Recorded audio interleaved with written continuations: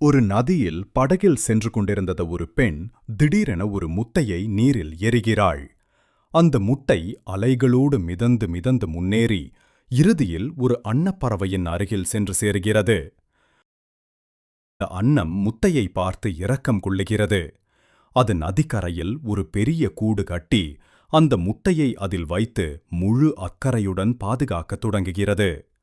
நாட்கள் கடக்கின்றன, மாதங்கள் கழிகின்றன. இவ்வாறு ஒரு ஆண்டு கடந்து விடுகிறது. ஒரு நாள் அந்த முட்டை உடைந்து அதிலிருந்து ஒளி வீசும் ஒரு ஃபீனிக்ஸ் பறவை குஞ்சு வெளிவருகிறது. அன்னம் அதை தனது சொந்த குஞ்சுகளைப் போல அன்புடன் வளர்க்கிறது. ஆனால் ஒரு நாள் ஃபீனிக்ஸிடம் தவறு நேர்கிறது. அதன் காரணமாக அன்னத்தின் கூடு தீப்பிடிக்கிறது. கன நேரத்தில் கூடு மட்டுமல்லாமல் சுற்றியுள்ள அனைத்தும் எரிந்து சாம்பலாகிவிடுகிறது.